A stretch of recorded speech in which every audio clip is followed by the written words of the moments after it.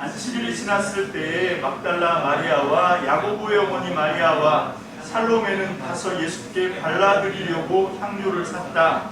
그래서 이래 첫날 새벽 해가 막 돋을 때에 무덤으로 갔다. 그들은 누가 우리를 위하여 그 돌을 무덤 어귀에서 굴려내 주겠는가 하고 서로 말하였다. 그런데 눈을 들어서 보니 그 돌덩이는 이미 굴려져 있었다. 그 돌은 엄청나게 컸다. 그는 무덤 안으로 들어가서 웬 젊은 남자가 흰옷을 입고 오른쪽에 앉아있는 것을 보고 몹시 놀랐다. 그가 여자들에게 말하였다. 놀라지 마시오. 그대들은 십자가에 못 박히신 나사렛 사람 예수를 찾고 있지만 그는 살아나셨소. 그는 여기에 계시지 않소. 보시오. 그를 안장했던 곳이요.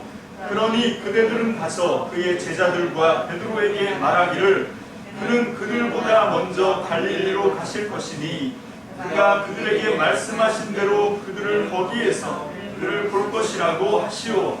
그들은 뛰쳐나와서 무덤에서 도망하였다. 그들은 벌벌 떨며 넋을 잃었던 것이다. 그들은 무서워서 아무에게도 아무 말도 못하였다. 아멘. 사랑의 주님, 감사합니다. 아버지, 오늘 이제 우리가 주님의 날을 맞아서 하나님을 예배하며 주께서 주시는 말씀을 사모합니다. 오늘 이 말씀이 하나님으로부터 오는 생명과 진리와 은혜의 말씀이 될 수 있도록 아버지 하나님, 우리가 참 믿음으로 주님과 함께 하기를 원합니다. 오늘 시간 성령님 우리 안에 역사하여 주셔서 생명으로 던져주시는 귀한 말씀이 우리 안에 하나님의 나라가 되게 하시고 영광이 될 수 있도록 역사하여 주옵소서. 오늘 말씀을 전하는 부족한 종을 하나님의 능력의 오른손으로 붙들어 주셔서 하나님의 말씀을 대언하기에 부족함이 없도록 하나님 성령으로 주관하여 주시옵소서. 감사를 드립니다. 예수님 이름으로 축복하며 기도합니다. 아멘. 오늘 설교는 저를 향한 하나님의 위로를 담은 설교입니다. 저는 정말 위로가 필요합니다. 지난 목요일 오후 3시에 아산 참미등교회 예배당이 없어졌기 때문입니다. 비록 전세로, 우리 게 아니고 전세로 얻어 사용하는 건물이었지만 거기에 그동안 아산 참미등교회 성도님들과 함께 헌신과 충성, 눈물과 땀, 그리고 사랑과 관심과 기도로 열심히 꾸미고 가꾸어왔던 것들이 한순간에 다 사라져 버렸기 때문입니다. 2011년 2월 15일 백석동 백석 4길 38 502호에서 참미등교회를 창립하고 시작했습니다. 물론 그 전에 설화 성산교회가 있었지요. 제가 2010년도 2월 14일 그날이 구정이었는데 그날 이제 교단으로부터 행정명령 대기 발령을 받게 됩니다. 그래서 이제 사역을 하던 걸 다 손 떼고 아내와 함께 오살리에 있는 최자실 기념 금식기도원에 올라갔어요. 거기 올라가서 한 2주 동안 거기서 이제 함께 지내면서 하나님께 전적으로 매달려 썼습니다. 자녀들은 다 이제 친척집에 뿔뿔이 흩어져 있었고, 그리고 있는데 2010년 2월 28일에 세광교회에 있던 짐을 치워달라는 연락을 받습니다. 그래서 교회를 구한 게 아니라 살 집을 구해서 이사하려고 그래 다시 이제 세광교회로 돌아왔지요. 그런데 2010년 3월 1일에 하나님이 기적같이 크리스천밸리 기도원을 만나게 하십니다. 그래서 이제 거기로 이사를 들어가서 거기서부터 4월 중순까지 설화 성산교회라고 하는 이름으로 이제 세광교회에서 저를 따라 나오신 성도님들과 함께 교회를 시작하게 되었습니다. 전혀 생각도 안 했는데 하나님께서 전적으로 역사를 해주셨죠. 그렇게 하다가 이제 2010년 4월에 백석동, 천안에 있는 백석동 그 건물을 경매로 얻어 들어가게 됩니다. 그런데 들어가 보니까 거기 이미 다른 교회가 거기 있었어요. 창조교회라는 교회가 안 나가고 이제 버티고 있었는데 다른 경매받은 사람들 같으면 이렇게 법적으로 강제 이제 퇴거 조치 이런 걸 할 텐데 저희는 그렇게 하지 않고 그 옆에 있는 해동검도 거기 매트가 깔려 있는 거기서 정말 그 뜨거운 여름에 이 에어컨도 제대로 설치를 못하고, 왜냐면 이제 교회로 들어가야 되니까, 그래서 선풍기 막 여러 대 갖다가 틀고 그러면서 거기 그냥 쭈그리고 앉아서 그 창조교회가 나가기까지 기다리면서 거기서 이제 뜨거운 여름을 보냈습니다. 그렇게 했더니 이제 겨울 가까이 왔을 때 이제 창조교회가 빠져나가게 됐고, 그때부터 이제 교회를 꾸미는 일을 했지요. 그렇게 그거를 뭐 다른 시설이나 이런 데 맡겨서 한 게 아니라 한 분, 권사님 한 분과 저하고 이렇게 둘이 정말 큰 사고까지 당하고 하면서 열심히 교회를 꾸며서 2011년 2월 15일에 드디어 이제 교회를 시작하게 되었습니다. 그렇게 백석동 천안에서 사역을 하다가 한 4년쯤 지났을 때인 2015년 9월 9일에 아산 삼동로 9 에든빌딩 2층 건물을 얻고 이제 거기로 옮겨서 아산 참미름교회 사역을 시작했습니다. 그렇게 해서 오늘까지 한 5년쯤 넘는 세월을 그렇게 이제 거기서 사역을 하다가 지난 목요일에 이제 아산 예배당이 이제 폐쇄가 됐습니다. 그렇지만 아까 광고에서 말씀드린 것처럼 이 예배 처소가 없어졌을 뿐이지 아산교회는 여전히 하나님의 계획 안에서 아직도 살아있다고 저는 믿습니다. 오히려 더 하나님께서 강력하게 우리의 사역을 이끌어 가실 거라고 생각을 합니다. 그럼에도 불구하고 이제 그렇게 오랫동안 우리가 함께 피와 땀과 눈물과 간신과 기도 이런 것들로 함께 해왔던 예배당이 없어졌다, 건물이 이제 없앴다라고 하는 것에 왜 인간적인 소외가 없을 수가 있겠습니까? 안감이 교차하고 정말 특히 저는 그 아산 2015년 2월 달부터 아산교회가 이제 9월 달에 왔는데 2015년 1월 달부터 이 얘기를 자꾸 하면 우리 아내가 마음이 힘들어하지만 떡볶이 장사를 하고 있었어요. 그리고 그 여름부터는 제가 이제 배달 일을 해서 2018년 6월 달에 사고 날 때까지 4년 세월 동안 이제 정말 힘들게 그렇게 지나면서 교회를 어떻게 해서든지 이제 유지하고 그렇게 하려고 많은 그 건축빚이 있었기 때문에 그래서 고생을 하면서 건축빚을 굉장히 많이 갚을 수가 있게 됐고 하니까 더 좀 애틋했던 것 같습니다. 우리는 횟수로 4년을 매일 새벽부터 시작해서 밤 11시 거의 12시까지 그렇게 주 6일 동안 혹사를 하고 그러면서도 이제 주일날 목회 사역을 계속 병행하고 그렇게 하면서 이제 이 사역을 해왔었는데 아산교회가 이렇게 되니까 정말 마음 한켠에 허무함 같은 게 막 솟구쳐 오고 있는 것을 부인할 수가 없어요. 그래서 기도하면서 하나님께 위로가 필요하다고 제가 하나님께 매달렸습니다. 그랬더니 하나님이 오늘 이 말씀을 주셨어요. 오늘 이 말씀이 어떻게 우리에게 위로가 되는지 자 이제부터 우리가 이 말씀을 한번 살펴보도록 하겠습니다. 우리가 갖고 있는 성경은 66권으로 되어 있는데 그 중에 예수님의 일대기를 담고 있는 것을 우리는 복음서라고 이야기하죠. 그 복음서가 4권이 있습니다. 어떤 것들이 있는지 아시지요? 마태, 마가, 누가, 요한 이렇게 4개의 복음서가 우리 성경에 들어 있습니다. 그런데 그 4개의 복음서 중에 맨 처음에 쓰여진 게 물론 학자마다 견해가 조금씩 다르지만 거의 대부분 이건 거의 상식처럼 돼 있어요. 마가복음이 가장 먼저 쓰여졌다. 그리고 그 다음이 마태복음 한 10년쯤 뒤에 그리고 거의 비슷한 시기에 누가복음 그리고 마지막에 요한복음 이런 순서로 복음서가 기록되어 있다라고 하는 것은 거의 그 학계에서 일반 상식처럼 그렇게 취급을 받고 있는 상황입니다. 자, 그런데 가장 빨리 기록됐다고 하는 마가복음은 대략 주후 70년경에 기록되었을 것이다 라고 많은 학자들이 그렇게 주장을 하고 있어요. 자 그렇게 쓰여졌고 맨 마지막 책인 요한복음도 보수적인 신학 쪽에서는 100년이 넘어가기 전에 그러니까 100년이 지나가기 전에 쓰여졌을 것이다. 그렇게 이제 생각하고 있습니다. 여러분 이 복음이라고 하는 말은 헬라어로 유앙겔리온이에요. 근데 이 복음이라고 하는 말은 이게 원래 그 당시에는 향실에서만 쓰는 로마 제국에서만 사용하는 용어였습니다. 특별히 로마 제국이 다른 나라와 정말 운명을 다투는 전쟁을 해서 이겼을 때 또는 새로운 황제가 등극했을 때 그리고 그 황제의 보좌를 누군가가 이어갈 황세손이 태어났을 때 이 왕자가 태어났을 때 이 세 경우에 황제가 있는 황실 궁궐의 대문이 활짝 열리고 붉은 이 융탄자라고 그러죠.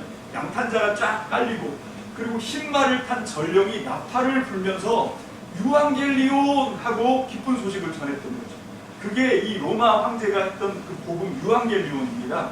근데 그거를 정말 그 로마 제국의 속국으로 있었던 우리나라 강원도 땅만한 정말 작은 나라, 거기서도 변방인 갈릴리의 한 목수 출신의 한 청년에게 이 유앙겔리온이라고 하는 황실에서 쓰인 로마 제국이 사용하고 있는, 여러분 그 용어를 써서 예수님을 지금 예수님의 일대기를 기록하고 있는 것, 그게 복음서입니다.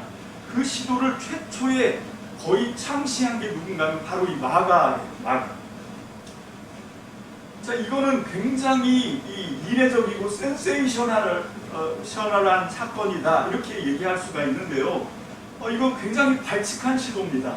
이거를 왜 이렇게 마가가 맨 처음에 이런 것을 시작했는지, 이것에 대해서는 앞으로 우리가 시간이 돼서 마태복음, 마가복음이나 아니면 복음서들을 우리가 공부할 때가 되면 제가 이제 설명을 해드리려고 하고요.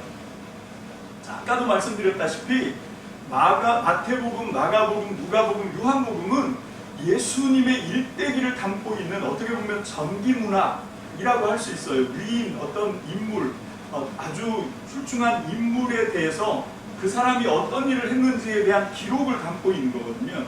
이게 아까도 말씀드린 것처럼 주 70년 요때 이제 쓰여진 거다라고 하는 것입니다. 자, 그런데 거의 비슷한 시기를 살았던 우리나라 예를 들면 여기서 가까운 저 김해에 가면 설화에 의하면 구지봉이라고 하는 산에서 하늘에서부터 황금 상자가 내려왔고 그 황금 상자 안에 6개의 황금빛 알이 있었고, 그리고 그게 이제 주 46년이거든요.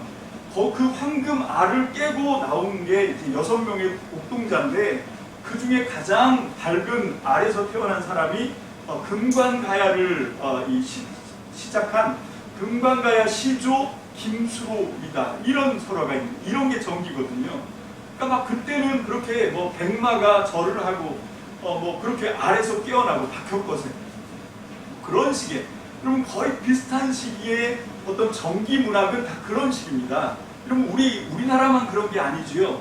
그러면 저쪽 그 로마의 시조 같은 경우는 태어난 갓난 아기인데 커다란 뱀이 그 아기를 삼키려고 했을 때 그 아기가 그 뱀을 갈갈이 찢고 살아났다, 뭐 이런 게 탄생의 어떤 설화가 이런 전기 문학이에요. 근데 마가복음에는 그런 신비한, 물론 뭐 예수님이 동정녀 마리아 탄생 이런 게 있지만 마가복음에는 그게 안 나와요. 여러분 이건 나중에 마태복음이나 누가복음에서 이제 시도가 되는 거지, 마가복음은 거의 이 탄생의 이야기는 시작하지도 않고요. 아예 거론하지도 않고, 그리고 마가복음이 16장까지 있는데 거의 절반이 예수님이 죽으시고 고난당하고 순환당하는 이야기가 적혀 있습니다. 아니 무슨 전기문학이, 무슨 예수님이 아까 말씀한 것처럼 이 로마 황실에서 쓰고 있던 그 황제인 것처럼, 아니 그보다 훨씬 더 높은 지체라고 얘기하면서 유앙겔리온을 한 7, 8번씩 그 짧은 마가복음서 안에 사용하고 있으면서 예수님에 대한, 지금부터 2000년 전인데도 불구하고 예수님에 대해서 어떤 막 기적적이거나 전설적이거나 이런 묘사를 하는 건 전혀 없고, 예수님이 되게 인간적으로 순환당하시고 고난당하시고 그런 이야기가 이 마가복음의 거의 절반 이상을 차지하고 있다라고 하는 것입니다. 자, 여기에는 그러면서 이게 어떻게 유앙겔리온, 복음, 좋은 소식일 수가 있을까요? 그러면 이게 이 복음서를 잘 연구하지 않으면 이걸 쉽게 좀 찾아내기가 어렵습니다.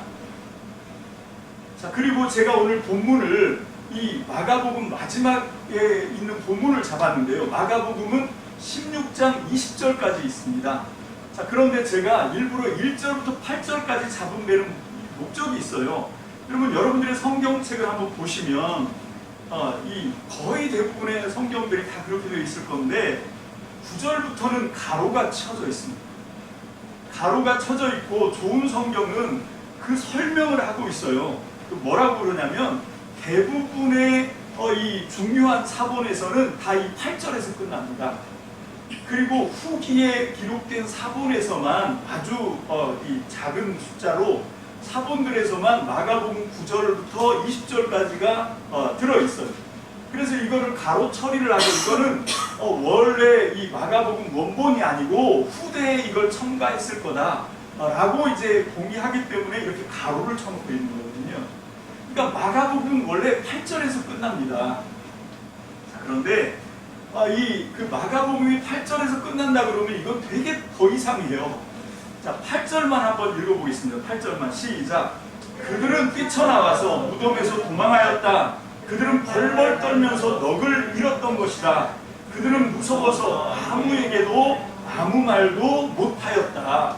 여러분 그 앞에 7절까지 해서 이 어떤 흰 옷을 입은 남자가 젊은 남자가 이제 다른 복음서들에 보면 이게 천사인데, 그리고 요한복음에 보면 이제 부활하신 주님이 마리아를 만나는 이야기까지 나오고 있는데, 자, 그런데 어쨌건 이렇게 천사가 뭐라고 얘기하면 가서 베드로와 사도들에게 예수님은 이미 부활하셨다. 그리고 너희와 약속했던 갈릴리로 먼저 가셨으니까 너희도 갈릴리로 가서 예수를 만나라. 부활하신 주님을 만나라. 이렇게 가서 이제 전하라고 한 거거든요. 근데 이 여자들은 넋이 나가서 무서워서 이제 뛰쳐나가서 도망가도 뛰쳐나가고, 그리고 그냥 자기 집에 틀어박혀서 벌벌 떨면서 넋을 놓고 아무에게 아무 말도 하지 않아. 이렇게 끝나버립니다. 아니 이게 무슨 복음서입니까? 정말 이상하죠. 자, 그렇게 하려면 우리가 이거를 좀 알아야 돼요. 뭘 알아야 되냐? 여러분 이 마가복음은 어디에서 기록되냐면 로마 교회에서 쓰여집니다. 여러분 우리가 잘 아는 것처럼 그 당시에 이 70년이거든요. 70년. 여러분 로마의 대화재가 일어났던 게 64년 7월 19일이에요.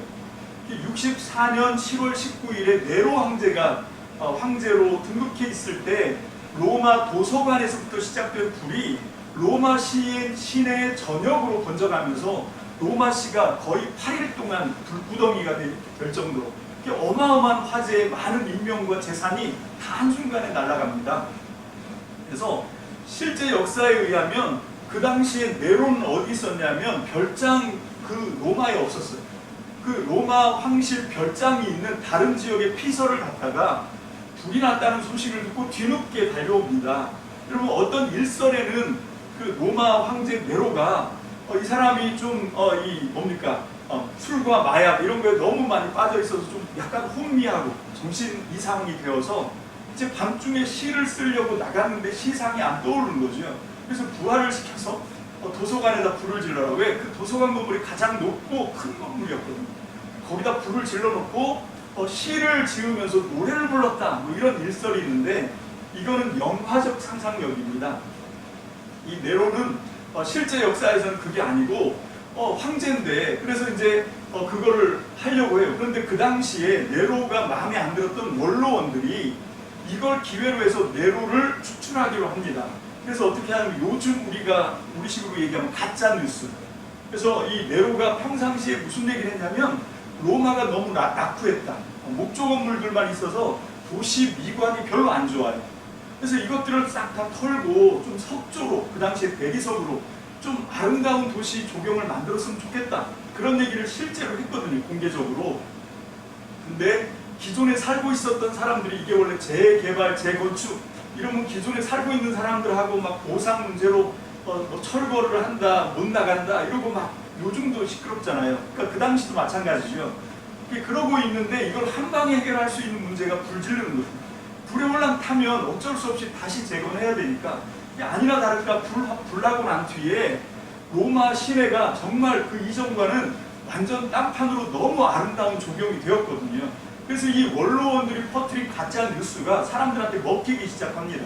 그래서 정말 네로가 이 로마의 낙후한 목조 건물이 싫어서 이렇게 불을 지르고 대리석으로 이렇게 멋있는 로마 시내를 꾸미기 위해서 이런 짓을 했을 수도 있겠네. 누군가를 사주시켜서 불을 지르라고 할 수도 있었겠네. 그게 이제 그 로마 시내 시민들한테 다 점점 더 확산이 돼가니까 68년도에 이제 결국 네로는 그 일로부터 연결돼서 68년 6월 8일 날, 6월 9일 날 자살로 마감을 하죠. 이집트로 도망가다 잡혀가지고 포위를 당했는데 자기가 이제 더 이상 소망이 없겠다 생각을 하고 이제 자결을 하죠. 그렇게 해서 네로 시대는 끝나거든요. 근데 그 전에 이제 원로원에서 가짜 뉴스 퍼뜨리고 정치적으로 위협을 느끼니까 네로에게는 이 로마 화제의 어떤 희생양이 필요했습니다. 그리고 그때 그 당시에 그 로마 시내에서 가장 이 화제거리가 되고 미움을 받던 단체가 있었는데 그게 누군가 하면 그 초기 로마의 그리스도 교회들이었어요. 그 그리스도 교회 신도들이 그 당시에 로마 시내에서 사람들로부터 굉장히 미움을 받고 있었거든요. 그래서 로마 황제 네로가 그 기독교인들한테 화제의 책임을 다 뒤집어 씌운 거예요. 그래서 그 64년 10월 19일에 이제 화재가 발생을 하는데 그로부터 얼마 지나지 않아서부터 약 4년 동안 68년 6월 8일까지 6월 9일까지 아주 끔찍한 대대적인 박해를 합니다. 그게 이 로마 제국에서 최초로 받은 박해인데 근데 이거는 제국 전체로 확산된 건 아니고요. 그 로마 시내에만 국한돼 있던 그 로마 도시에서만 일어났던 그런 이 박해였어요. 기독교 박해. 그래서 이제 그때 박해를 하는데 어떤 박해를 했냐면 정말 끔찍하게 거의 대부분 화형으로 박해를 그리스도 신도들을 잡으면 성도들을 불에 태워서 죽였는데 그 외에도 보면 기록에 보면 펄펄 끓는 기름 솥에다가 산채로 사람을 던져서 튀겨서 죽이거나 아니면 펄펄 끓는 나무를 사람들에게 이렇게 쏟아 부어서 죽게 하거나 생사람을 톱으로 쓸어서 죽이거나 그것도 아니면 염소나 양 또는 개를 가죽을 벗겨서 그거를 예수 믿는 신도들한테 뒤집어 씌워가지고 사자국의 문을 여는 거죠. 그럼 사자들은 그게 염소나 양이나 개인 줄 알고 예수님 믿는 사람들을 막 물어뜯어 죽이는 겁니다. 그럼 그런 끔찍한 박해를 4년 동안 당했어요. 그럼 그러면서 그 이 로마교회 책임자 수제자였던 베드로가 이제 순교를 당하고 십자가에 거꾸로 못 박혀 죽죠. 거의 비슷한 시기, 그게 이제 65년 봄인데 사도 바울은 로마 시민권을 갖고 있기 때문에 십자가 처형을 시키면 안 됩니다. 죽이더라도 아주 깨끗하게 짧게 고통 없이 죽여야 되거든요. 그래서 바울은 단두대에서 이제 목이 잘려서 죽게 되죠. 그래서 어쨌건 그 네로 박해에 의해서 기독교인들이 굉장히 많이 잡혔고 죽었어요. 그러면 그렇게 하고 그 이제 박해를 당하고 4년 동안 교회가 거의 잔해가 돼요. 완전히 폐허가 돼요. 그렇게 하고 난 뒤에 이제 68년 6월 8일에 네로가 자결하고 끝나고 났을 때 이제 교회가 다시 이제 박해가 끝나고 다시 평화가 찾아와서 성도들이 다시 로마 교회가 다시 성도들이 모여들었지만 여러분 대부분 많은 사람들은 순교를 당했어요. 그리고 살아남은 사람들이라고 해봐야 이 사람들은 어떤 거였냐면 이 거의 대부분은 붙들렸다가 살아난 사람들. 그리고 운이 좋아서 안 잡히고 잘 도망다닌 사람들도 있지만 그건 극소수고요. 거의 대부분 붙들렸다가 어떻게 살아났을까요? 너 예수 믿지? 아니요. 부인하는 거지. 자기 목숨을 위해서 변절한 겁니다. 순간적이지만 짧지만 나 예수 안 믿습니다 하고 변절하는 거예요. 여러분 제가 여기 설교 그 성경 본문을 많이 적어놨지만 여러분 이런 것들은 뭔가 하면 베드로가 어떻게 로마로 흘러 들어가게 됐는지에 대한 뭐 그런 내용들이에요. 한번 찾아보면 자 먼저 이제 로마서 15장 17절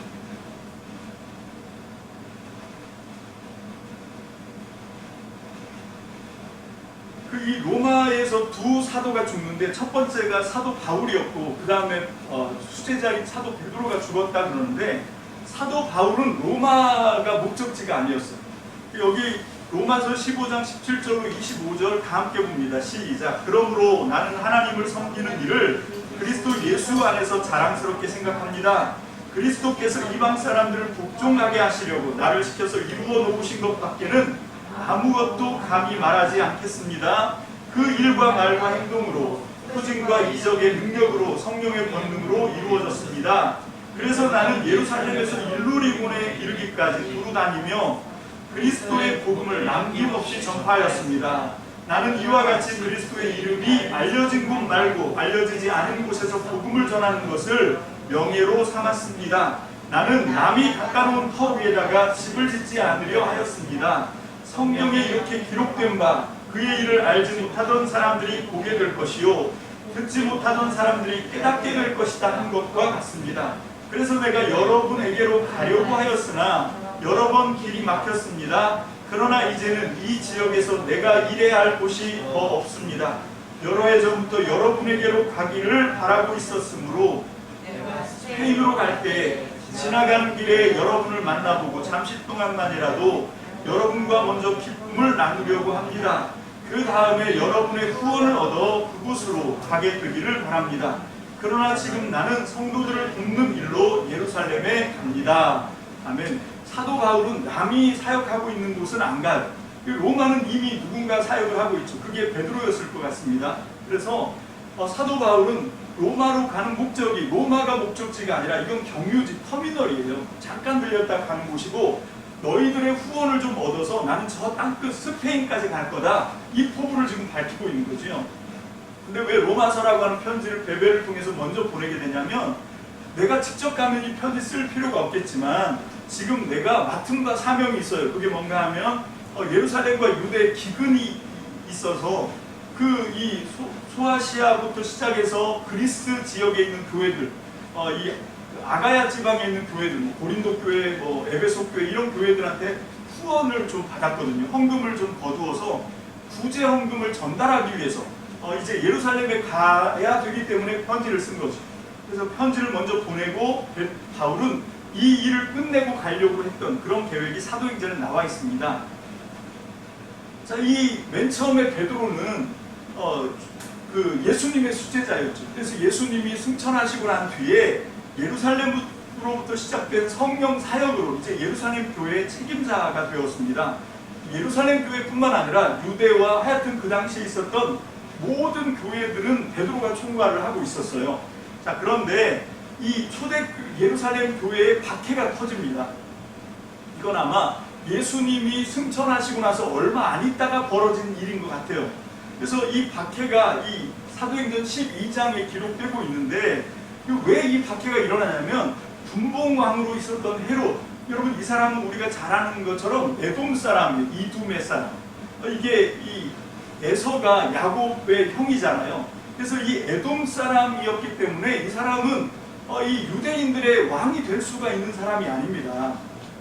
그래서 유대인들의 환심을 사는 게 이 헤롯 가문에 항상 대대적으로 가문의 이 숙제 같은 거예요. 그래서 어떻게 하면 유대인들한테 환심을 사고 호응을 얻고 지지를 얻을 수 있을까? 그러고 봤는데 그 당시에 그 예수님을 따라다니는 그 나사렛 땅, 뭐 예수님을 따라다니는 초기 그리스도 예수교회가 예루살렘에 있었는데 그 교회를 박해하고 그 교회의 지도자들을 잡아서 죽이니까 유대인들이 막 호응을 하는 거예요. 유대인들이 막 지지를 보내는 거예요. 그러니까 헤롯이 이거구나.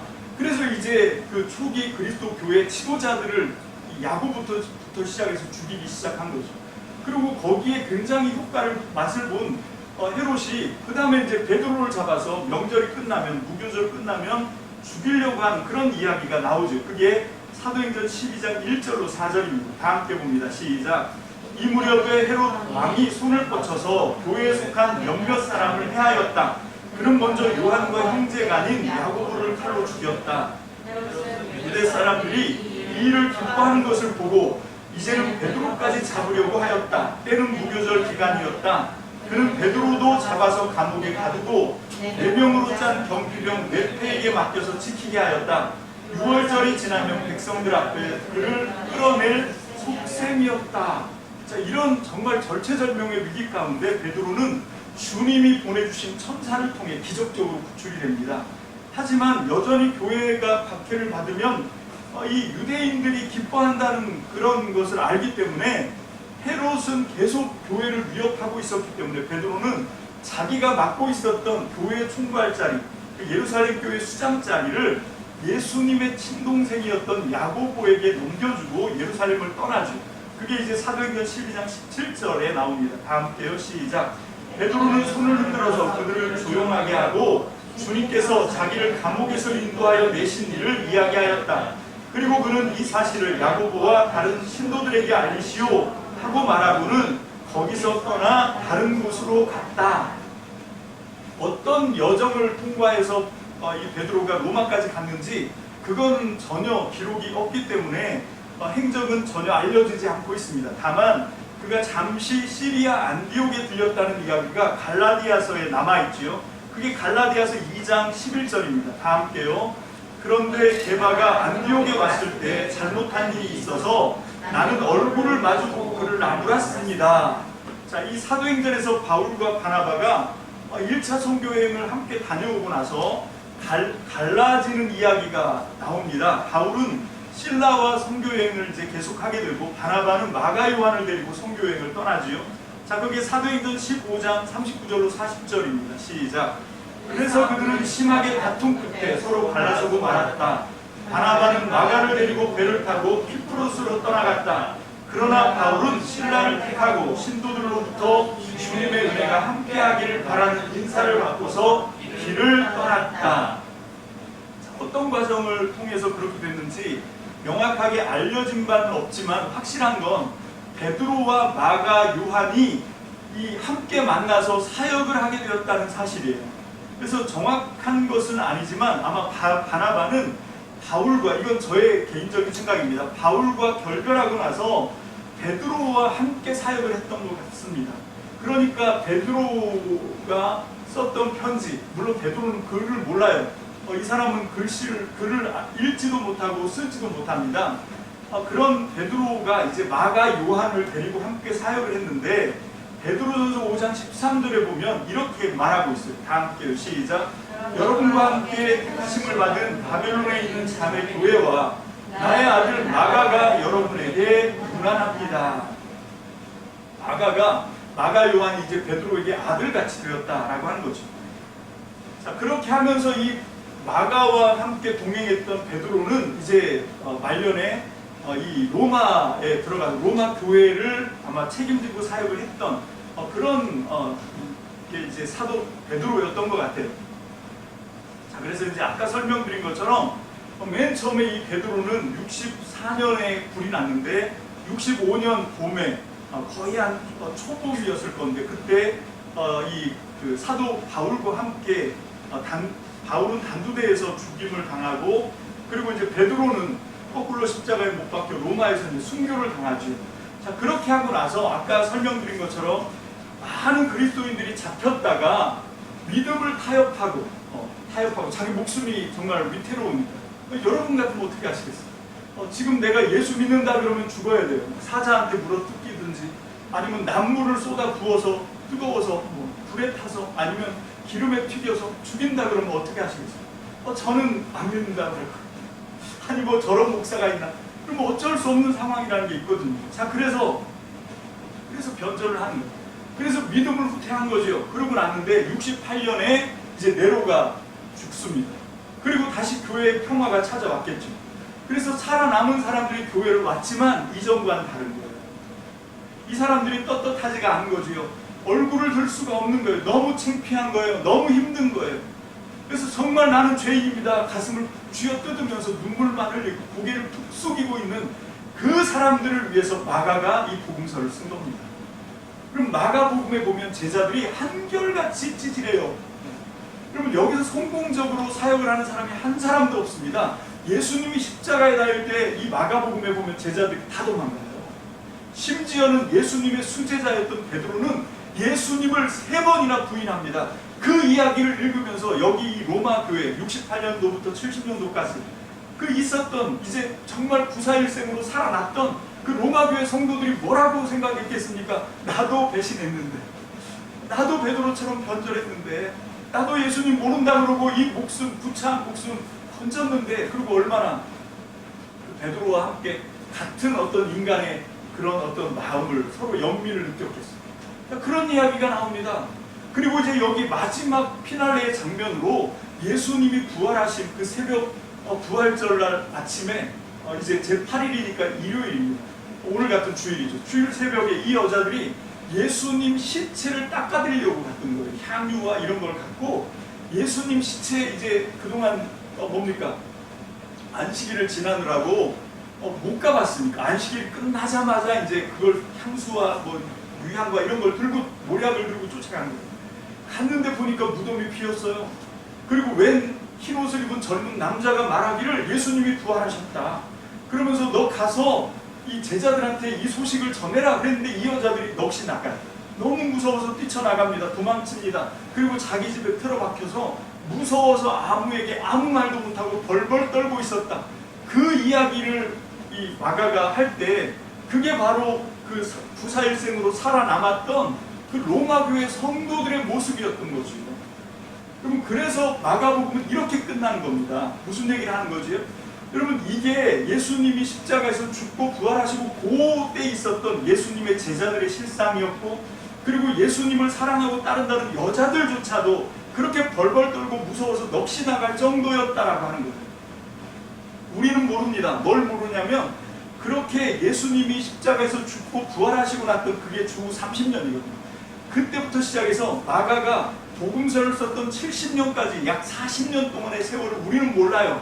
근데 누구는 아냐면 로마 성도들은 알아요. 어떻게 합니까? 자기들 눈으로 봤거든요. 그렇게 찌질했던 예수님의 제자들이 어떻게 바뀌었는지를 알아요.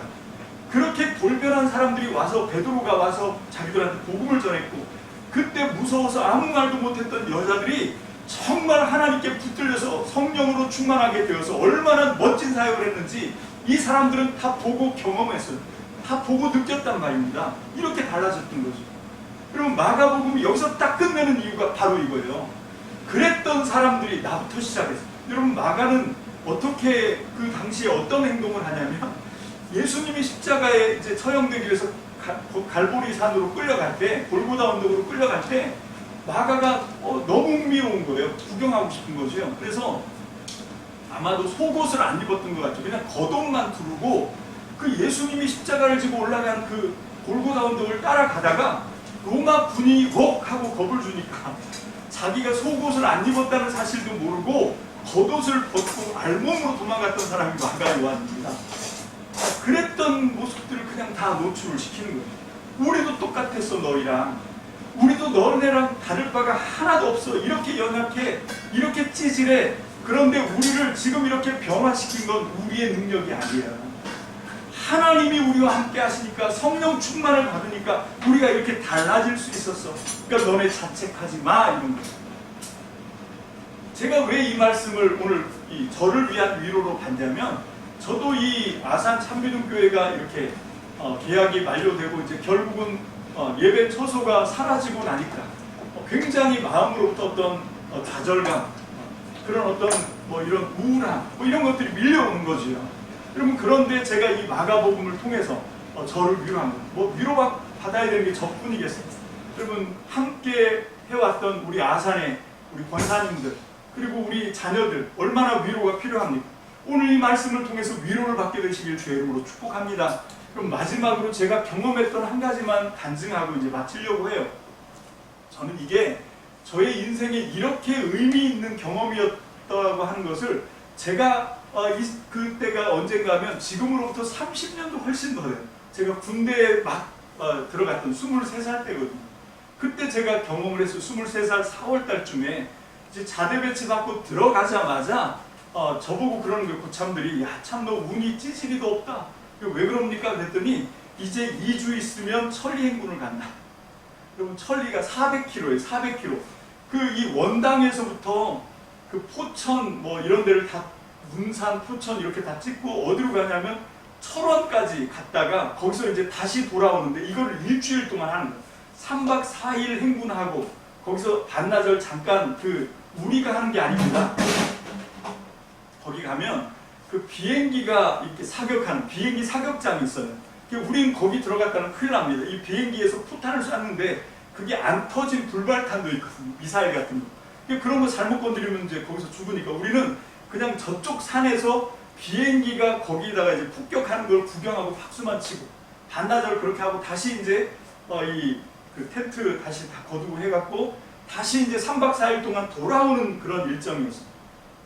갈 때도 정말 힘들었어요. 밥 먹을 때 1시간씩, 그리고 잠자는 것도 하루에 2시간만 재웁니다. 왜냐하면 더 재우면 이게 행군을 못하게 되거든요. 그래서 딱 2시간만 재우고 밥 먹을 때 1시간만 휴식하고 이 군대는 50분 걷고 10분 쉬고 이거 하거든요. 그러면 제가 이 대목에서 좀 이런 얘기를 하겠습니다. 저도 늙으니까 이제 노안이 오고 그러는데 눈이 굉장히 많이 피로해요. 근데 왜 이러냐면 이 50분 쓰고 10분 쉬고 요거 하면요, 여러분들이 그 눈 피로에서 좀 벗어날 수 있습니다. 그럼 내가 50분 책을 보거나 모니터를 보거나 스마트폰을 봤다 그러면 50분이 지나면 이제 10분은 쉬셔야 되는데 어떻게 쉬냐면 눈을 있는 힘을 다해서 이렇게 눈동자가 압박을 받을 정도로 꼭 감은 상태에서 눈동자로 별을 그리세요. 이렇게 하고 여러분들이 자연의 혜택을 받을 수 있으면 저 녹색, 이런 녹색 계열의 색깔들을 이렇게 멀리 놓고 이렇게 보면서 이렇게 눈동자를 계속 굴리는 거죠. 10분을 그렇게 해주신 겁니다. 그리고 다시 이제 또 50분 쓰고 이렇게 하면 이 눈이 피로하거나 뭐 눈이 이렇게 시력에 어떤 지장을 받거나 이런 일은 없습니다. 제가 장담을 하겠습니다. 자, 이게 왜 문제가 생기냐면 이 눈을 쉬지 않고 계속 보니까 문제예요. 행군도 마찬가지더라고요. 50분 행군하고 10분씩 탁탁 쉬게 합니다. 그렇게 하면서 이제 그 이 한 200km 되는 철원까지 갔다가 다시 되짚어 이렇게 돌아오는 길이었어요. 자, 그런데 그 훈련에서 가장 끔찍한 건 뭔가 하면 밤 행군이었어요. 이제 갈 때는 몰랐는데 올 때가 되니까 다들 뭐가 싸우냐면 졸음하고 사투를 벌이는 거예요. 그냥 이 피곤함으로부터 시작해서 졸음이 밀려온다는데 이걸 어떻게 해볼 수가 없을 정도예요. 저도 마찬가지였어요. 막 혀를 깨물고 허벅지를 막 시커멓게 멍이 들 정도로 쥐어뜯고 해도 그때뿐입니다. 조금만 있으면 막 졸다가 비탈로 굴러 떨어지기도 하고 뭐 다리 타고 물로 빠지는 친구도 있고 막 이렇게 되더라고요. 그렇게 하다가 제가 기가 막힌 비결을 발견했어요. 그러면 이렇더라고요. 내 피곤함, 내 졸음과 내가 싸우려고 하면 이길 수가 없어요. 아무도 못 이기더라고요. 근데 언제 이기냐면 내 피곤함과 내 졸음이 아니라 내 저 옆에서 함께 걸어가는 내 전우가 졸고 있으면 가서 깨워줘요. 사명이 생겼어요. 이제 내가 비록 자대배치 받은 지 한 2주밖에 안 된 그런 신병이지만 가서 이렇게 배낭을 흔들어 드리는 거예요. 거의 다 내 고참들이었죠. 그래서 가서 병장님 하면서 이렇게 흔들어 주는 거예요. 그래서 조는 전우들을 깨우기 시작하니까 내가 안 졸더라고요. 그러면 저도 위로가 필요합니다. 또 우리 아산교회 성도님들도 위로가 필요하고, 그럼 우리 거제도라고 해서 또 위로가 필요 없겠어요? 다 필요하죠. 인생을 살다 보면 하나님의 위로가 절실하게 필요합니다. 근데 문제는 뭔가 하면 다들 내 위로만 생각하는 거예요. 내 상처만 생각하는 겁니다. 여러분, 내가 상처받았다고 생각하고 위로가 필요하다 생각하면 사람은 지극히 이기적이 됩니다. 자기밖에 몰라요. 자, 그런데 그러면 절대로 위로를 받을 수 없습니다. 절대로 그 위기에서 벗어날 수가 없습니다. 어떻게 해야 되냐면 내 상처, 내 문제 심각하겠지만 내 위로가 절실하겠지만 먼저 나부터 말고 다른 사람을 돌아보십시오. 나도 위로가 필요하고 나도 상처가 있지만 나도 피를 철철 흘리고 있지만 내 옆에 내가 도울 수 있는 사람이 있나? 있어서 그 사람을 내가 도와주기 시작하면 어느 순간 내 문제는 내가 스스로 극복하고 있는 것을 보게 됩니다. 여러분, 이게 비결이더라고요.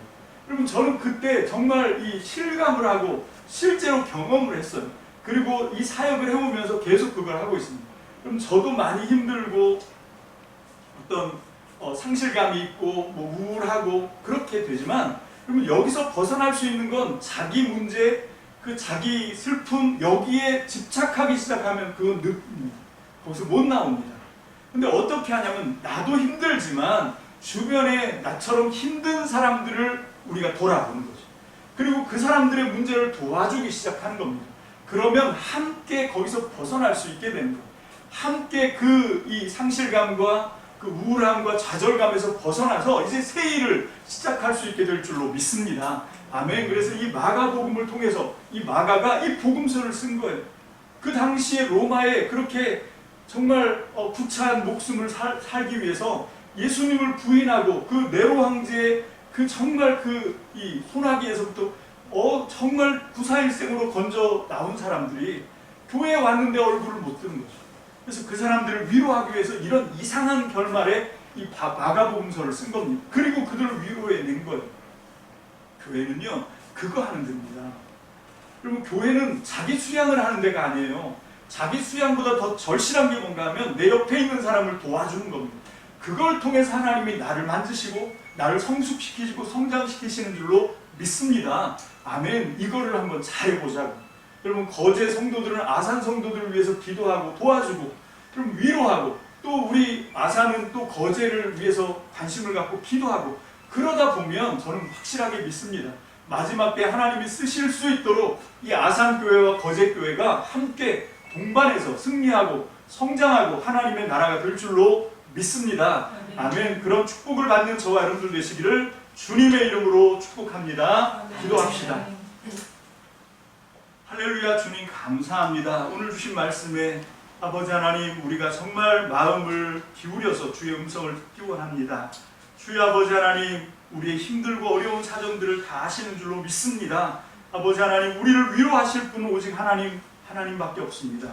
주님, 우리가 하늘로부터 진정한 위로를 받아서, 하늘로부터 진정한 사랑을 받아서 그 사랑과 위로의 말씀을 우리 주변의 사람들에게 잘 증거하는 저와 우리 참믿음 성도들이 되게 축복하여 주시옵소서. 역사하여 주시옵소서. 함께 하실 주님을 기대하고 감사드립니다.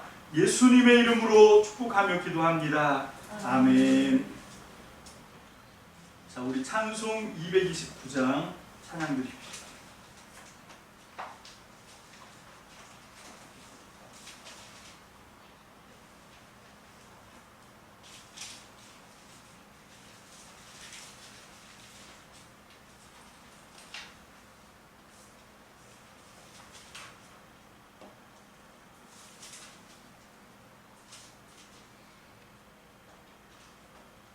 아니요, 229장이라고 했는데 그게 아닙니다.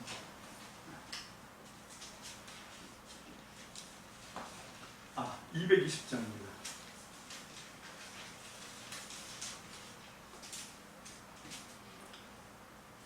함께 찬양합시다. 시작.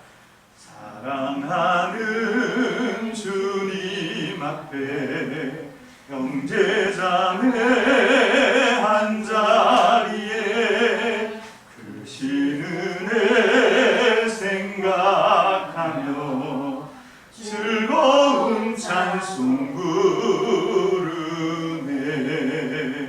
내 주 예수 본을 받아 모든 사람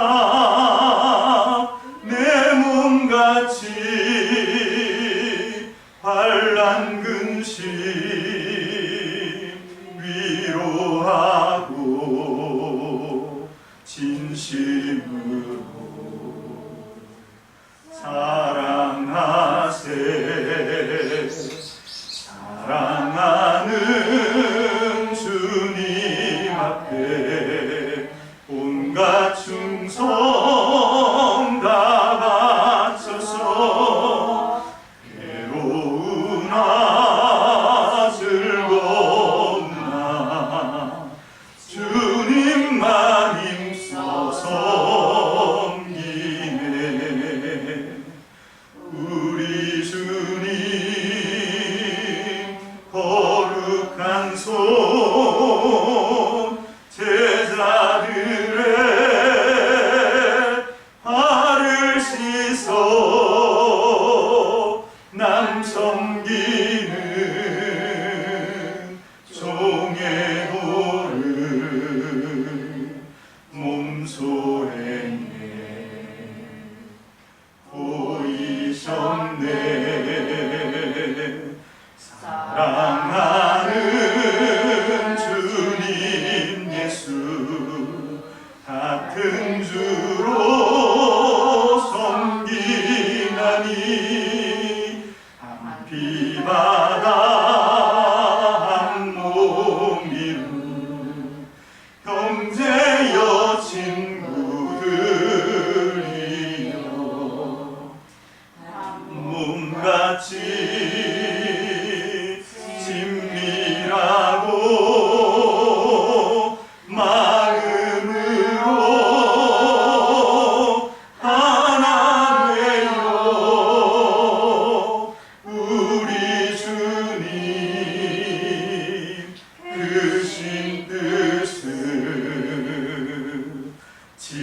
성령으로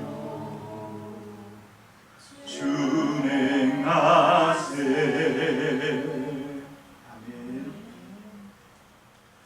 오늘 제가 왜 설교 끝나고 축도하기 전에 성찬식을 하자고 했냐면, 여러분, 이 성찬 예식은 예수님의 한 피 받아서 예수님의 한 몸 살을 우리가 먹고 한 몸, 한 가족, 한 형제가 되는 의식입니다. 여러분, 이게 피로 맺은 혈맹 뭐 그런 얘기 있잖아요. 그럼 그런데 그 피로 맺은 세상 사람들, 예수 알지 못하고 하나님의 은혜 알지 못하는 세상 사람도 피로 그렇게 혈맹을 맺으면 잘 변절하지 않습니다. 근데 오늘 보면 예수 믿는 사람들 너무 쉽게, 여러분, 이 성찬식을 너무 우습게 생각하는 거 아닌가 하는 생각이 들 정도예요. 여러분, 우리 그러지 맙시다. 정말로 우리가 예배 때마다 이렇게 성찬식을 거행을 할 때, 아, 우리는 한 피로 맺어진 혈맹이다, 좀 이런 생각, 좀 충성과 의리를 잘 좀 지키고 행하는 그런 성도로 좀 다짐을 했으면 좋겠다는 마음이 있어서 오늘 말씀을 끝내고 우리가 함께 이 찬송을 부르고 우리 성찬 예식을 거행하도록 하겠습니다. 먼저 기도합시다. 할렐루야. 주님 감사합니다. 그렇습니다. 우리 주님께서 정말로 십자가에서 자신을 제물로 드려, 아버지 화목 제물로 드려 하나님과 우리 사이를 하나님 다시 화합할 수 있도록, 소통할 수 있도록 하나님 원수였던 우리를 화목하게 하셨습니다. 뿐만 아니라 하나님 그 십자가의 사건을 통해서 예수님은 우리 믿는 사람들 사이에도 서로 친밀하게 하나가 될 수 있도록 아버지 만날 때마다 이 의식, 이것을 기념으로 하라고 명령하신 것입니다. 아버지 하나님, 우리가 이 성찬식을 통하여 정말로 우리가 실제로 한 피 받아 한 몸 되었다고 하는 의식을 회복시켜 주시옵소서. 감사를 드리옵고 예수님의 이름으로 축복하며 기도합니다. 아멘.